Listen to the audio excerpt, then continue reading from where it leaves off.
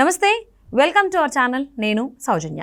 గత కొన్ని రోజులుగా లిక్కర్ స్కామ్కి సంబంధించి కవితను విచారిస్తూనే ఉన్నది ఈడీ. ఒకవైపు కేజ్రీవాల్ అరెస్ట్ అవ్వడం, మళ్ళీ కోర్టుకి వెళ్ళి రావడం, కవితకి హై బీపీ వచ్చింది, వెంటనే డాక్టర్లు పరుగులు పెట్టారు అన్నట్టుగా వార్తలు వినిపిస్తూ ఉన్నాయి. ఈ అంశానికి సంబంధించి మనతో మాట్లాడడానికి, వారి విశ్లేషణని మనతో పంచుకోవడానికి ఈరోజు మనతో పాటు ఉన్నారు సీనియర్ జర్నలిస్ట్ దుర్గా కుమార్ గారు ఉన్నారు. వారితో మాట్లాడదాం. నమస్తే అండి. నమస్కారం మా సౌజన్య, మన వీక్షకులకు కూడా నమస్కారం.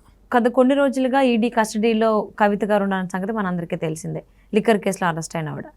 సో ఆవిడకి విచారణలో భాగంగా అటు కోర్టుకి వెళ్ళడం, అటు నుంచి అటు మళ్ళీ అనుకోకుండా కేజ్రీవాల్ కూడా అరెస్ట్ అవ్వడం, ఢిల్లీ మాజీ ముఖ్యమంత్రి. సో వీటన్నిటి వల్ల ఆవిడకి హై బీపీ వచ్చింది అనేటువంటి వార్తలు వినిపిస్తూ ఉన్నాయి. సో వీటిల్లో వాస్తవం ఎంతవరకు ఉంది? ఇప్పుడు కవిత ఆరోగ్య పరిస్థితి ఏ విధంగా ఉంది? ఇప్పుడు ఒకటమ్మా, ఇప్పటివరకు కవిత గారు లీడ్ చేసిన లైఫ్ వేరు, ఇప్పుడు ఫేస్ చేస్తున్న సిచ్యువేషను. మొదటిసారి జీవితంలో ఆమె ఇట్లాంటి కష్ట నష్టాలని ఎదుర్కొంటున్నారు. ఇప్పటి వరకు ఒక రకంగా తండ్రి సాటి బిడ్డలాగా పెరిగింది ఆమె. ఉద్యమంలో ఉంది, ఒక కేసీఆర్ గారు బిడ్డ అంటే లాడ్గా పెరిగింది. రెండోదేమో లోక్సభకు కూడా నిజామాబాద్ నుంచి ఎలక్ట్ అయింది, అక్కడ కూడా పీస్ఫుల్గా లైఫ్ అయిపోయింది. తర్వాత సెకండ్ టైం డిఫీట్ అయినప్పుడు మాత్రం ఆమె కొంత మెంటల్ టెన్షన్స్, కొంత స్ట్రెస్ ఫీల్ అయ్యారు. ఇంతలోకి ఆయన మళ్ళీ కౌన్సిల్లో మెంబర్షిప్ ఇచ్చారు, ఎమ్మెల్సీ అయింది. సో స్మూత్గా జరుగుతుంది, ఏదో బతుకమ్మ పండగలు చేసుకోవటం, జనంలో మనం అన్నట్టుగా ఒక రకంగా ఒక పీస్ఫుల్ లైఫ్. కానీ ఆమెకి ఈ ఢిల్లీ లిక్కర్ కేసు అది ఒక తుఫాన్ లాగా ఏర్పడింది. అందులో పాత్ర ఉందా లేదా అనేది తర్వాత, కానీ మొత్తం మీద కొంచెం కష్టకాలం మొదలైంది. అరెస్ట్ అవ్వదని అనుకున్నారు, ఎందుకంటే కేసీఆర్ గారికి ఢిల్లీలో ఉన్న పలుకుబడి ఇవన్నీ కూడా ఆపుతుంది, రాజకీయ కారణాల దృష్ట్యా బీజేపీ కూడా ఈ మీద మూడో కాలు మీద వెళ్ళదు అని అనుకున్నారు. కానీ తర్వాత ఆ కేసు ప్రాధాన్యత దృష్ట్యా, తర్వాత ఇక్కడ రాష్ట్రంలో ఏర్పడిన రాజకీయ పరిణామాల్లో కూడా బీజేపీ నష్టపడింది. కవిత గారి అరెస్ట్ విషయంలో కొంత వెనకబట్టం వలన ఇవి రెండు ఒకే పార్టీ అనే ఇది కూటమిలో ఉన్నట్టుగా అనుకున్నారు జనం. దాంతో వాళ్ళు ప్రూవ్ చేసుకోదలుచుకున్నారు, బీఆర్ఎస్తో మాకేమీ సంబంధం లేదు, అందులో ఈయన నేషనల్ పార్టీగా ప్రొజెక్ట్ అవ్వడానికి కూడా ప్రయత్నిస్తున్నాడు. ఇవాళ కాబట్టి రేపైనా ఒక థ్రెట్ అవ్వచ్చు, కాబట్టి పనిలో పనిగా వాళ్ళు ఒక చెక్ పెట్టేస్తే అదొక బెంచ్ మార్క్గా మిగిలిపోద్ది కదా. అందుకని అరెస్ట్ చేశారు. అరెస్ట్ చేసిన తర్వాత ఆమెని రౌస్ అవెన్యూ కోర్టులో ప్రొడ్యూస్ చేసినప్పుడు వీళ్ళు ఈడీ వాళ్ళు వాళ్ళ కస్టడీకి అడిగారు. మేమంటే సరే 5 రోజులు ఇచ్చారు. ఇచ్చిన తర్వాత ఇంతలోకి సుప్రీంకోర్టులో కూడా మళ్ళీ బెయిల్ కోసం వేశారు. బెయిల్ని మేము ఇక్కడ ఇవ్వటం కుదరదు, ట్రయల్ కోర్టులో ప్రయత్నించుకోమన్నారు. అయితే ఈ లోపల జరిగిన పరిణామం ఏంటంటే, ఈ కేసులో ఎంతో కాలంగా అరెస్ట్ కాకుండా ఉన్న ఢిల్లీ ముఖ్యమంత్రి కేజ్రీవాల్ గారి అరెస్ట్ కూడా కొంత ఆమెకి మానసికంగా, అంటే వాళ్ళిద్దరికి ఏదో సాన్నిహిత్యం ఉందనో లేకపోతే ఏదో స్నేహితులనో కాదు, కేసు కీలకంగా మారబోతుంది. తర్వాత వీళ్ళిద్దరిని ఎదురు పెట్టి ప్రశ్నించే అవకాశం ఉంది, మిగిలిన ముద్దాయిలతో కూడా కలిపి ప్రశ్నించే అవకాశం ఉంది. తర్వాత ఈవెన్ ఇంట్రాగేషన్ చేయటం కూడా చాలా టఫ్గా ఇంట్రాగేట్ చేశారనేది తెలుస్తుంది. 3rd డిగ్రీ కూడా అని సోషల్ మీడియాలో వచ్చినప్పటికీ న్యూస్ అది అంత నమ్మశక్యంగా లేవు, చేయరు కూడా. ఎందుకంటే ఆమెకి 46 years. ఇప్పుడు బీపీ లాంటివి రావటం పెద్ద విషయం ఏం కాదు. ఇప్పుడు అందులో ఆ టెన్షన్ పడుతున్న టైంలో వచ్చి ఉండొచ్చు. బీపీ వస్తే ఇమ్మీడియట్గా జైలు డాక్టర్స్ ఉంటారు, ఒకళ్ళు ఫిజిషియన్ను. కాకపోతే ఇమ్మీడియట్ నియరెస్ట్ హాస్పిటల్కి కూడా తీసుకెళ్ళి ఇంజక్షన్ కానీ మందులు కానీ ఇప్పిస్తారు బీపీ కంట్రోల్ అవ్వటానికి.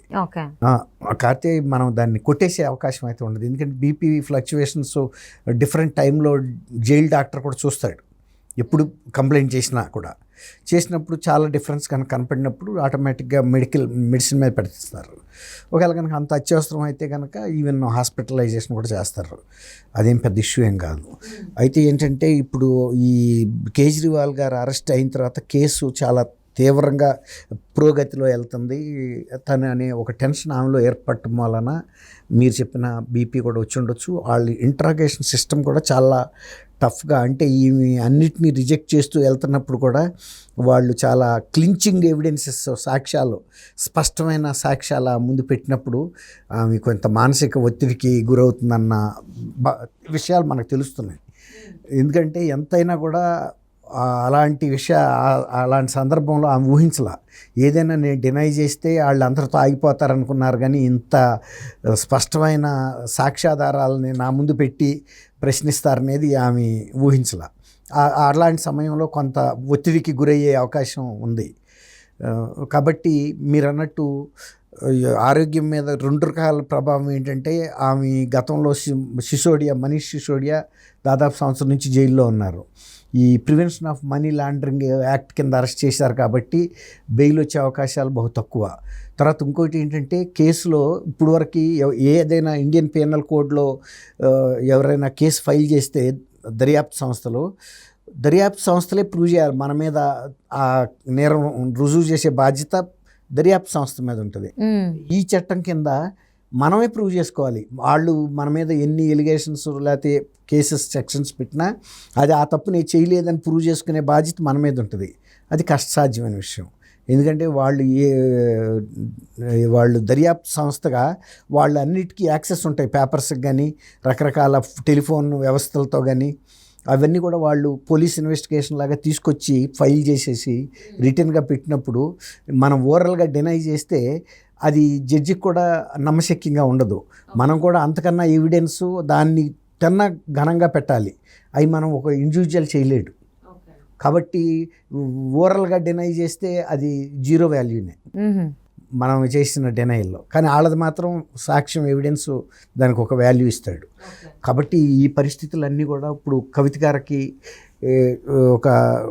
వచ్చిన సమయం కూడా ఎట్లా ఉందంటే, ఇక్కడ తండ్రి పార్టీ కూడా అధికారం కోల్పోయిన టైంలోనే అక్కడ ఆ కష్టం వచ్చింది. అదే ఆయన ఇక్కడ ముఖ్యమంత్రిగా ఉంటే మోడీ గారితో ఉండే ఈక్వేషన్ వేరేగా ఉంటుంది. ఇప్పుడు వెళ్ళి ఒక అపాయింట్మెంట్ అడిగినా కూడా ఒక ఎక్యూజ్డ్ అయిన కవిత తండ్రిగానే తప్ప ఒక ముఖ్యమంత్రి ప్రోటోకాల్ మెయింటైన్ చేయరు కదా. అందులో ఇప్పుడే ఎలక్షన్ పీరియడ్ వచ్చేసింది. తర్వాత వాళ్ళు కూడా డిస్టెన్స్గా చూపించదలుచుకున్నారు. మాకు బీఆర్ఎస్ పార్టీకి ఏమీ అనుబంధం లేదు, మేమేమి వాళ్ళ పట్ల మెతక వైఖరి అవలంబించాల్సిన అవసరం లేదు. ఎవరు కవిత గారి పట్ల కానీ, ఈవెన్ కేసీఆర్ గారి పట్ల కానీ, ఆయన పట్ల కూడా ఏదైనా ఇట్లాంటి కేసెస్ రేపు భవిష్యత్తులో వచ్చినప్పుడు కూడా నిష్పక్షపాతంగా మేము డీల్ చేస్తామనే ఒక మెసేజ్ ఇవ్వదలుచుకున్నారు. సరే, ఎలక్షన్ అనేది వచ్చేస్తుంది ఇంకో 50 డేస్లో, 51 డేస్లో. ఏ పార్టీ గెలుస్తుంది అనేది ఇప్పుడు మనం చెప్పలేము. కానీ ఎక్కువ ఇండికేషన్స్ బీజేపీ కేంద్రంలో వచ్చే అవకాశం ఉంది. వాళ్ళ దూకుడు కూడా అట్లాగే ఉంది. ఎందుకంటే ఇవన్నీ కూడా ఇప్పుడు కేసు దులుపుతున్నారంటే దీన్ని మేము ఫాలోఅప్ చేస్తామనే ఒక మెసేజ్ ఇవ్వటం అనమాట.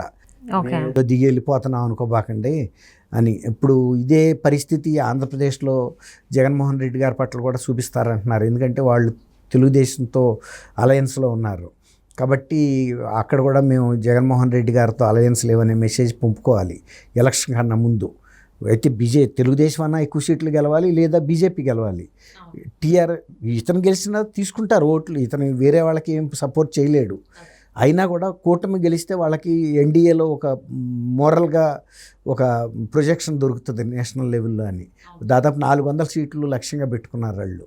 అవును. సో మరి ఢిల్లీ లిక్కర్ స్కామ్ విషయంలో ఈ కేసుకు సంబంధించి విచారణలో కవితకి హై బీపీ వచ్చిందనే వార్తలు వినిపిస్తున్నాయి. మరి నెక్స్ట్ ఈడీ ఎటువంటి ప్లాన్స్తో ముందుకెళ్తుంది, లేకపోతే బెయిల్ ఇచ్చేటువంటి దానికి సంబంధించి అనుకూలంగా ఉంటుందా ఏంటనేది చూద్దామండి.